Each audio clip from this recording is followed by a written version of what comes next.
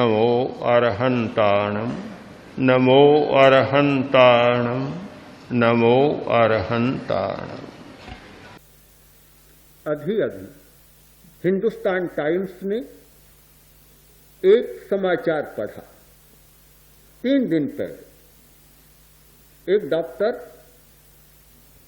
एक खोज कर रहा है, एक नई रिसर्च कर रहा है।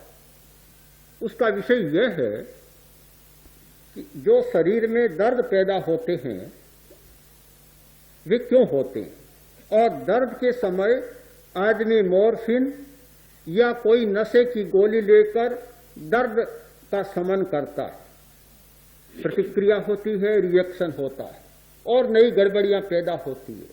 उसकी खोज है कि दर्द को पैदा करने वाले स्नायु, दर्द को पैदा करने वाले फाइबर्स, तंतु हमारे शरीर के भीतर विद्यमान है, तो दर्द का शमन करने वाले फाइबर्स भी हमारे शरीर के भीतर विद्यमान है। उसने महत्वपूर्ण खोज की कि सिर और पीछे रीढ़ की हड्डी का निचला सिरा और सिर का भाग, चोटी का भाग, यानी ज्ञान केंद्र और शक्ति केंद्र। तो रीढ़ की हड्डी का निचला सिरा है, वहां कुछ ऐसे फाइबर्स हैं, कुछ ऐसे तंतु हैं जिनमें दर्द शमन की शक्ति है, दर्द का शमन कर सकते हैं। अगर वे तंतु पकड़ में आ जाएं तो किसी को मॉर्फिन लेने की जरूरत नहीं, नशे की गोलियां खाने की जरूरत नहीं। कहीं भी शरीर में दर्द पैदा हुआ और उस बिंदु को पकड़ा और दर्द अपने आप मिट जाएगा। हमारे शरीर में एक ऐसा प्रवाह है जो सिर से चलता है, नीचे तक जाता है और नीचे जाकर वही तो दर्द पैदा करता है। रीढ़ की हड्डी बहुत बड़ा शरीर का रहस्यपूर्ण केंद्र है, इतना बड़ा केंद्र कि वहां से सारे शरीर का संबंध जुड़ा हुआ है। दर्द पैदा होना और दर्द को मिटना, दोनों शक्तियां उसमें विद्यमान है। मैंने जब यह संवाद इसमें पढ़ा, पेन किलिंग हमारे शरीर के भीतर विद्यमान है, मुझे तत्काल अंतर यात्रा की स्मृति हो आई। हम प्रेक्षाध्यान के प्रयोग में कायोत्सर्ग के पश्चात अंतर यात्रा का प्रयोग करते हैं। अंतर यात्रा का मतलब है ध्यान को रीढ़ की हड्डी के निचले सिरे पर केंद्रित करें, फिर चित्त को ऊपर उठाएं, रीढ़ की हड्डी के भीतर से सुषुम्ना के मार्ग से ज्ञान केंद्र तक ले जाएं, फिर चित्त को नीचे लाएं, ऊपर से नीचे और नीचे से ऊपर। जैसे कुएं में बाल्टी डाली जाती है और पानी भरता है, निकाली जाती है, फिर डाली जाती है और फिर निकाली जाती है। ठीक वही प्रक्रिया कि चित्त को नीचे से ऊपर ले जाएं।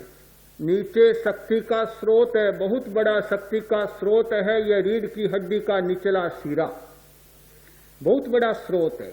वहां से शक्ति को बाल्टी में भरकर, श्वास की बाल्टी में, प्राण की बाल्टी में भरकर और ज्ञान केंद्र तक ले जाएं, और जब वह बाल्टी वहां जाकर खाली हो जाए फिर उसको चित्त को नीचे ले जाएं, खाली बाल्टी को, और फिर शक्ति को भरकर ऊपर लाएं।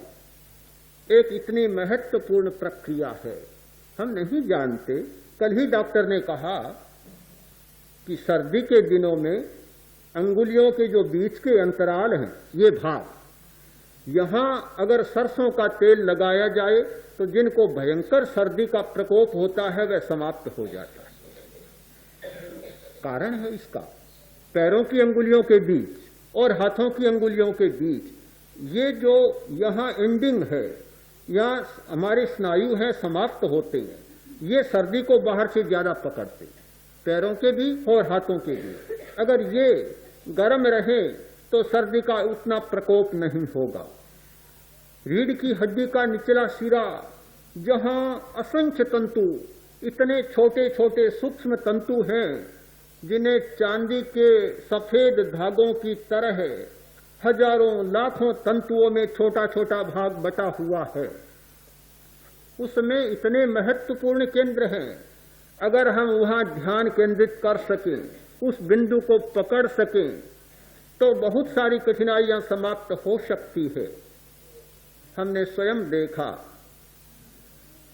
एक भाई के बहुत दर्द था इस नीचे के भाग में, गहरा दर्द, रोज रात को गोलियां लेनी पड़ती। गोलियां लेने पर भी वह सीधा नहीं लेट सकता, गले पर पट्टा रखना पड़ता, टेढ़ा लेटता। हमने प्राण का प्रयोग करवाया, इसी स्थान पर प्राण का प्रयोग किया। 5-7 दिन बाद गोलियां लेनी बंद हो गई, सीधा लेटने लग गया और गले का पट्टा भी खुल गया। तो ऐसा क्यों हुआ?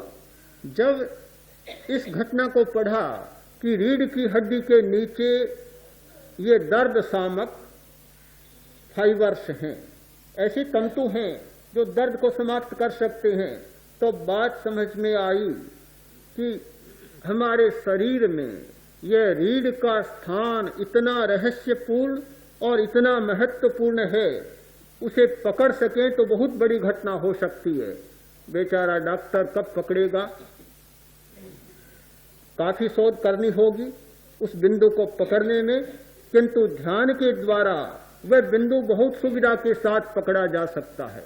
अगर उस केंद्र पर हम ध्यान को केंद्रित कर सके तो ठीक हमें पता न चले, किंतु चित्त की इतनी क्षमता होती है कि ठीक बिंदु को पकड़ लेता है और अपने आप उसकी प्रक्रिया हो जाती है।